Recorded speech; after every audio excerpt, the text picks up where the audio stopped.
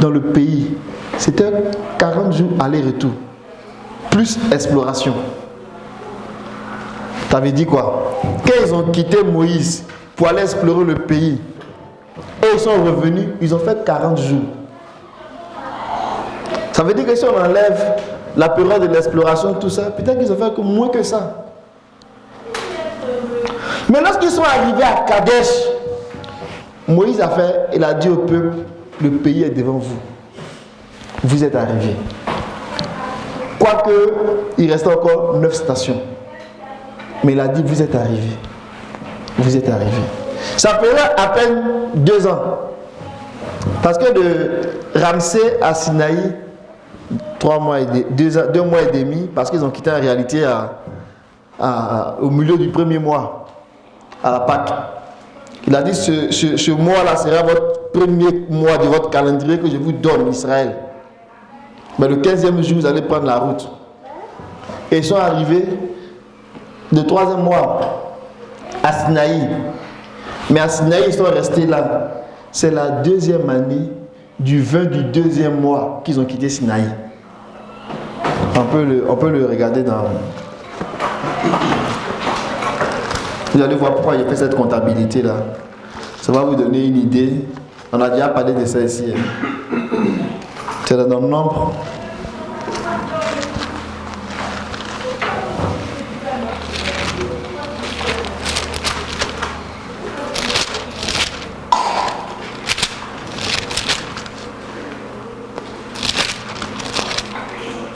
Non, chapitre 10, verset 11. La 2e année, le 20e jour du 2e mois, excusez-moi, la nuée s'éleva au-dessus de la demeure du témoignage. Verset 12. Les Israélites partirent pour leurs étapes du désert de Sinaï. La nuée s'arrêta dans le désert de Paran. Amen. Quand on lit ça comme ça, on pense que la prochaine station c'était Paran. Paran, c'est un autre nom de Kadesh. Donc on donne les grandes étapes en fait. Mais entre Sinaï et Paran, le désert de Paran, il y avait près de 21 campements. Sinaï c'était la 12e, Kadesh c'était la 33e. Amen. On va lire peut-être pour montrer pourquoi Paran c'était Kadesh. Est-ce qu'il y a le verset? Ça doit être nombre. Lorsqu'ils sont allés explorer. 14 peut-être, ou bien c'est pas. Dans le 12, quand ils partaient explorer à leur retour.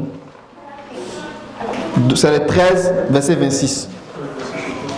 Avait arrivé auprès de Moïse, d'Aaron et de toute la communauté d'Israël à Kadesh, dans le désert de Paran. Donc, lorsque on était dans le nombre 10, dans le désert de Sinaï, au désert de Paran, il y avait près de 21 stations. Mais à quel moment ils ont quitté Sinaï pour leurs prochaines étapes? La 2e année du 20 du 2e mois. Ils sont arrivés là-bas le 3e mois. Donc, si on fait les calculs, ça peut nous donner le temps qu'ils ont passé à... Comment dirais-je? Tout le temps qu'ils ont passé à Sinaï. Ils ont vraiment passé du temps à Sinaï. Quasiment 2 ans. C'est ça? Puis ils sont arrivés le 3e mois. Puis ils sont partis 2 ans, 2 mois, bon. C'est 1 an, beaucoup, mais presque 2 ans. Vous voyez? Donc si à Sinaï, ils sont restés presque 2 ans. Là-bas, Dieu les instruit, Dieu les enseignait, ils ont passé du temps. Et qu'ils ont pris le départ pour Kadesh Paran. Lorsque Moïse a commencé à faire son discours, la prière, il a dit en réalité, de Sinaï, de Horeb à Kadesh, c'est 11 journées de marche.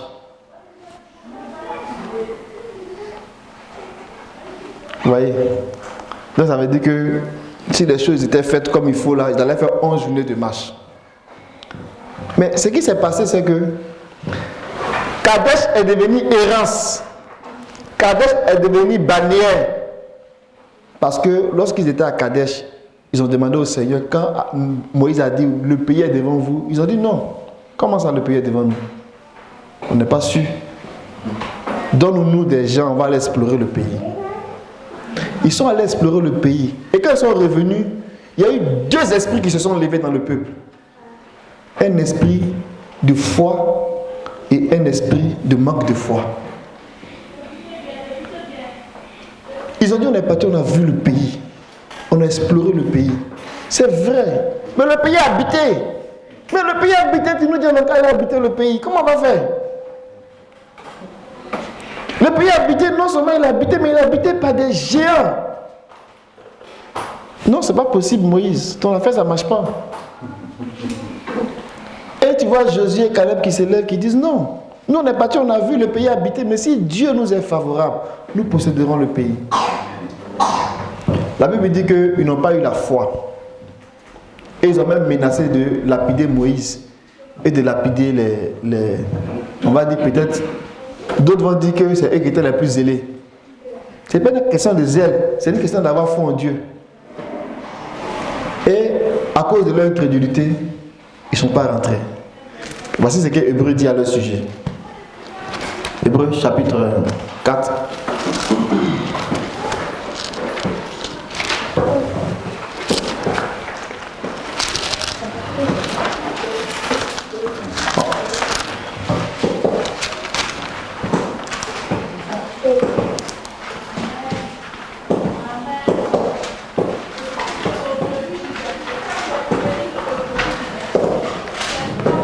Je vais lire à partir du verset 1.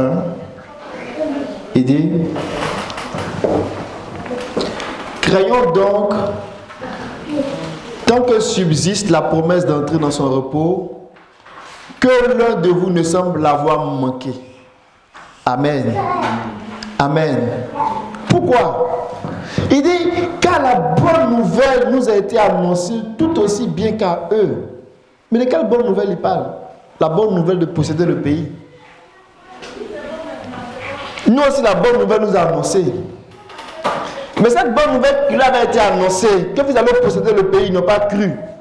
Nous aussi, aujourd'hui, si la bonne nouvelle nous est annoncée, qu'on ne croit pas, on va tomber comme eux sont tombés. C'est ça qu'il est en train de dire ici. Eux aussi, ils ont reçu une bonne nouvelle. Mais ils n'ont pas cru. Quand c'était le moment de rentrer, le pays était là. Moïse dit, le pays est devant vous.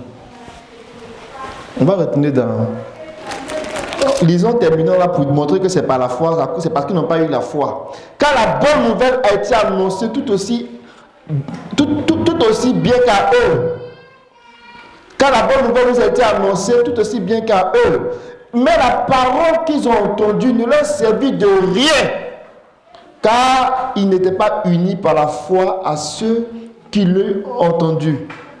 En effet, nous qui sommes venus à la foi, nous entrons dans le repos dont il est dit, j'ai donc juré dans ma colère, en aucun cas ils n'entreront dans mon repos. Ces œuvres étaient cependant faites depuis la fondation du monde. Amen. Parce qu'ils ont manqué de foi, Dieu a levé la main. Il a dit, comme ils ont manqué de foi, ils n'entreront pas.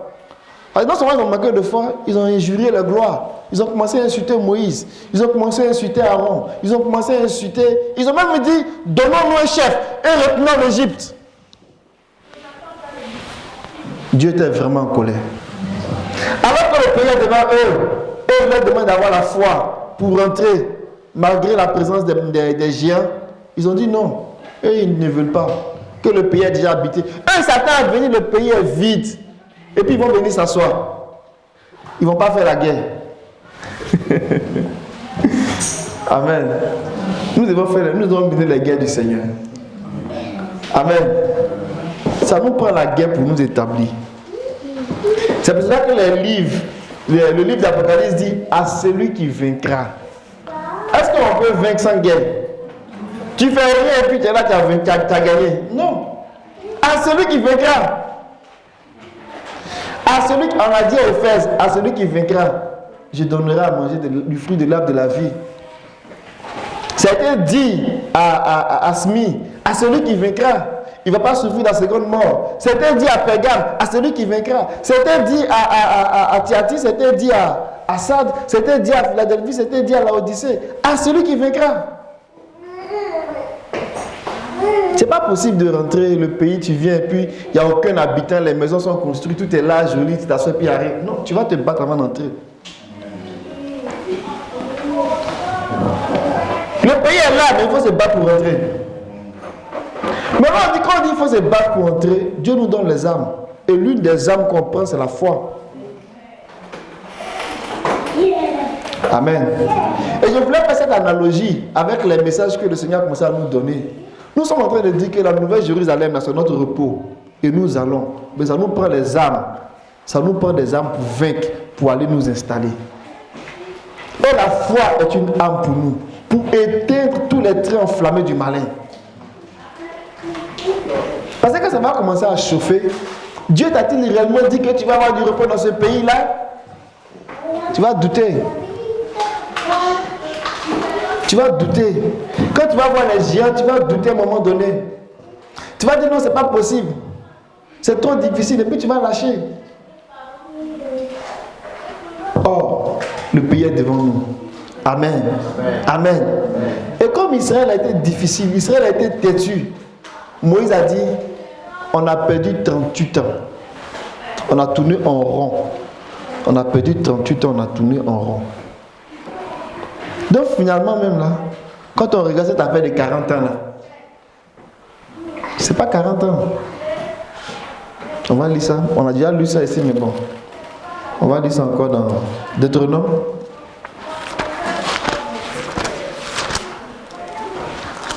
Kadesh, qui doit être la consécration, qui doit être la révélation que nous sommes à la porte du pays, ça peut devenir errance si on manque de foi. On va commencer à tourner dans la région de Kadesh. On va commencer à tourner. On va commencer à tourner en rond. On va commencer à tourner en rond. Regardons dans Deutéronome. Deutéronome. On va aller d'abord le verset 19, chapitre 1, verset 19. Non, commençons au verset 2.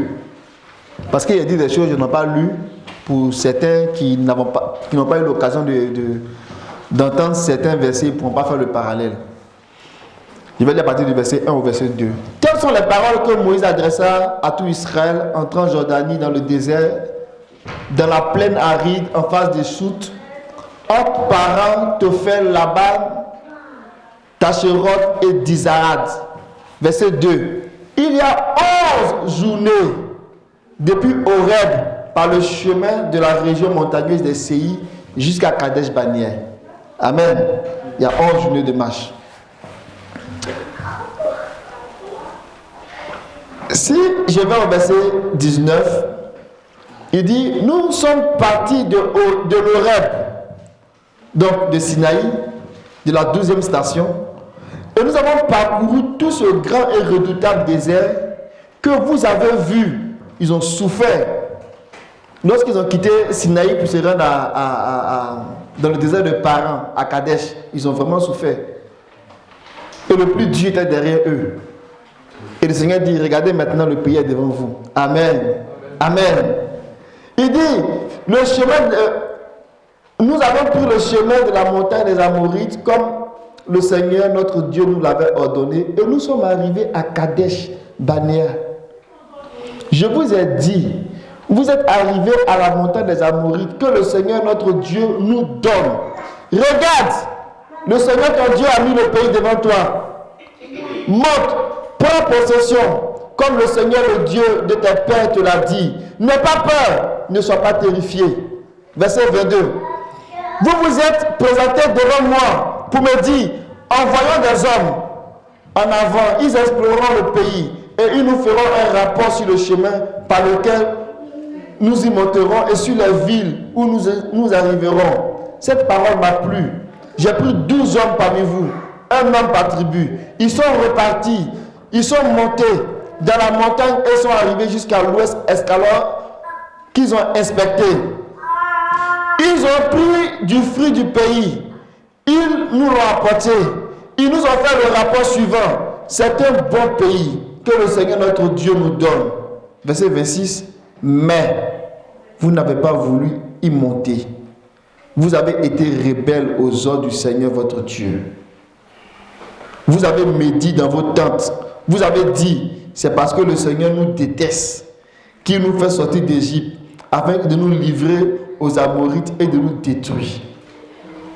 Où monterions-nous? Nos frères ont fait fondre nos cœurs en disant, c'est un peuple grand et de plus haute taille que nous. Ce sont des villes grandes et fortifiées jusqu'au ciel. Et nous y avons même vu des Anakites. Je vous ai dit, ne vous épouvantez pas, n'ayez pas peur d'eux. Le Seigneur votre Dieu, qui marche devant vous, combattra lui-même pour vous, tout comme il a fait pour vous sous vos yeux en Égypte. Puis au désert où tu as vu que le Seigneur ton Dieu t'a porté, comme un homme porte son fils sur le chemin où vous avez marché jusqu'à votre arrivée en ce lieu. Dans cette circonstance, vous n'avez pas mis votre foi dans le Seigneur votre Dieu, qui marchait devant vous sur le chemin pour vous chercher un lieu de campement, la nuit dans un feu, pour vous montrer le chemin où vous deviez marcher, et le jour dans une nuée.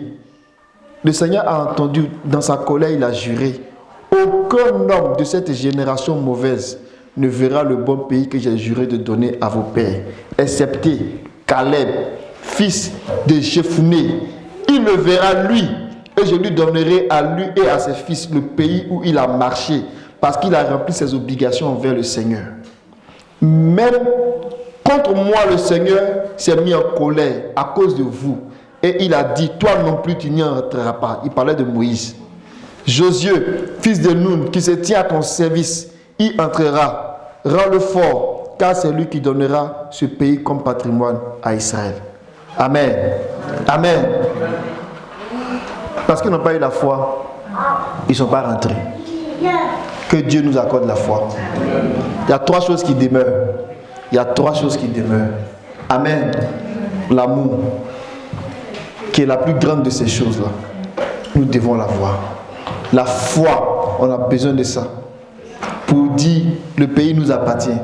Et de saisir cette réalité-là par la foi. Amen. Amen. Et l'espérance, la persévérance. Quand les épreuves vont venir, quand on va traverser ce désert affreux entre Sinaï et Kadesh. Parce que Sinaï, c'était le point où Dieu a commencé à donner les instructions pour nous préparer. Après, c'était le désert affreux pour venir tester ce qu'on a reçu. Mais après, c'est le désert de Paran, le désert de Kadesh, pour nous faire voir le pays, pour nous annoncer que le pays n'est pas loin. Mais pendant que le Seigneur est en train de faire ça, on a besoin de persévérance pour traverser ce désert affreux. Amen. Dieu a un plan pour nous. Il ne peut pas nous laisser Si on est en train de tourner dans le désert, on tourne en rond, c'est qu'on n'est pas dans le plan de Dieu. C'était 11 journées de marche. 11 journées. Amen. Amen. Amen. Comparé à 38 ans, on voit la grâce de Dieu. Regardez bien. Allons-y dans le chapitre 2. Verset 14.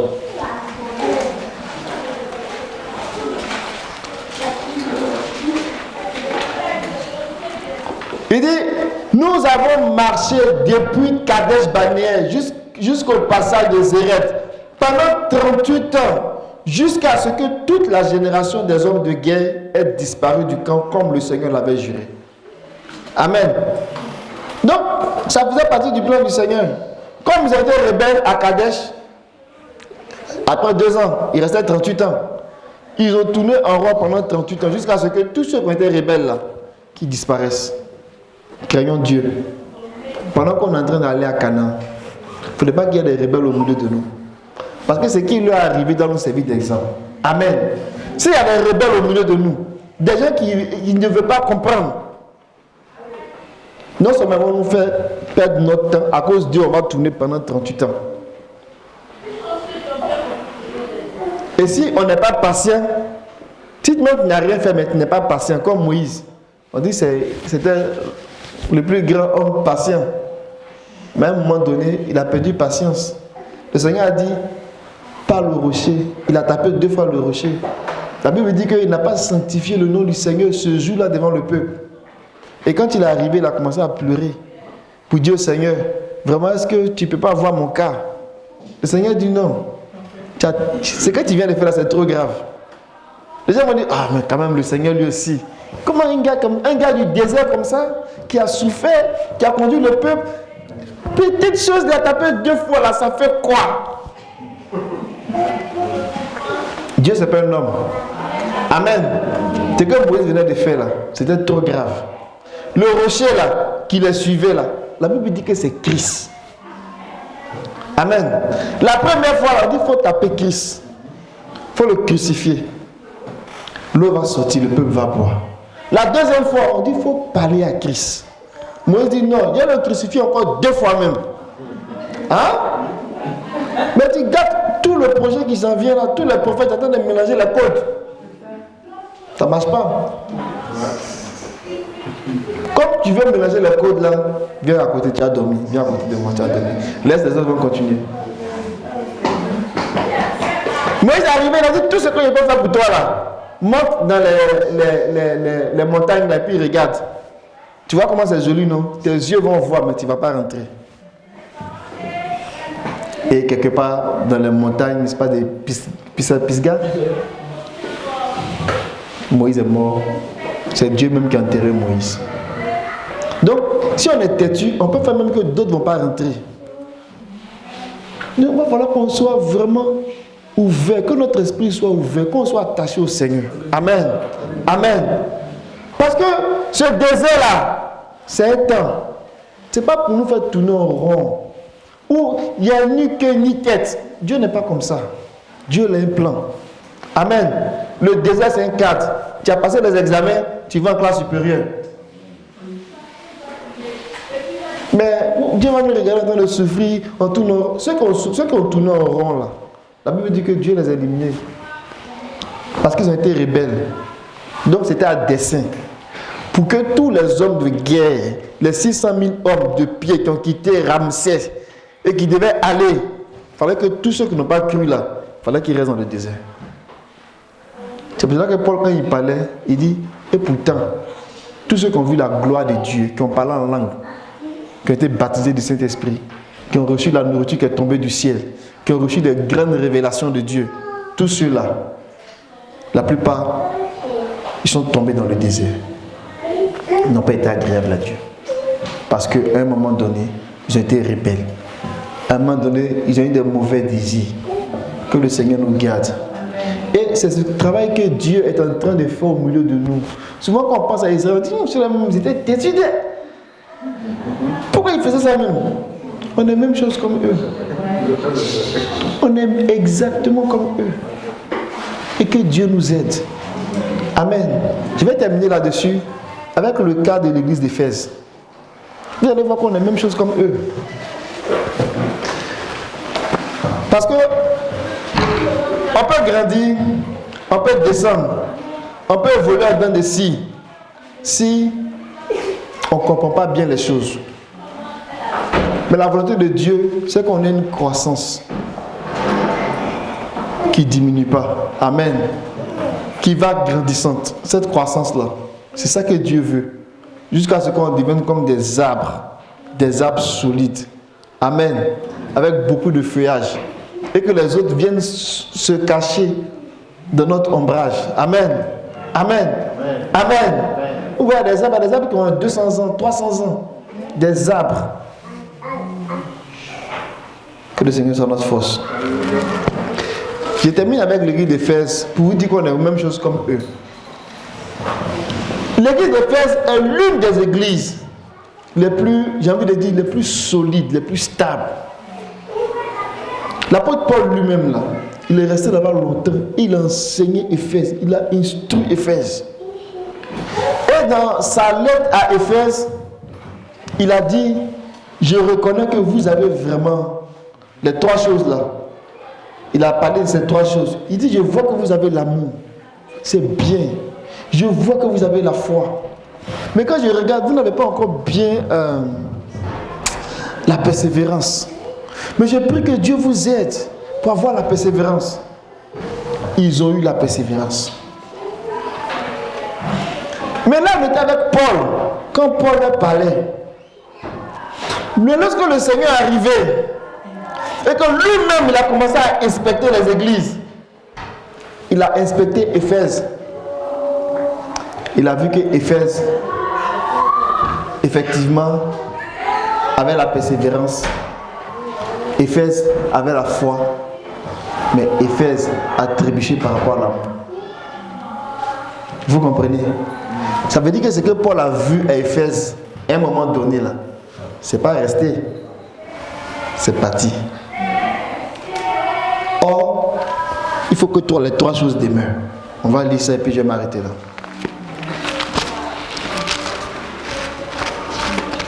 Regardez dans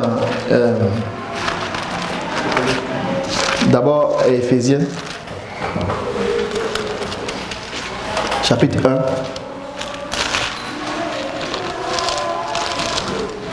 Que le Seigneur nous aide. Amen. Amen. À partir du verset 1 et verset 15, verset 16. Je ne cesse de rendre grâce pour vous. Je fais mention de vous dans mes prières, afin que le Dieu de notre Seigneur Jésus-Christ, le Père glorieux, vous donne un esprit de révélation et de sagesse. Non, je prie le verset 15 d'abord. Il dit, c'est pourquoi moi aussi, ayant entendu parler de votre foi dans le Seigneur et de votre amour pour tous les saints.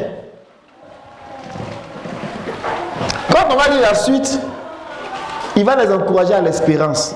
Ça veut dire que le niveau de foi et d'amour qu'il avait vu là, il trouvait ça acceptable. Vous me comprenez? Sinon, on allait donner des recommandations par rapport à ça.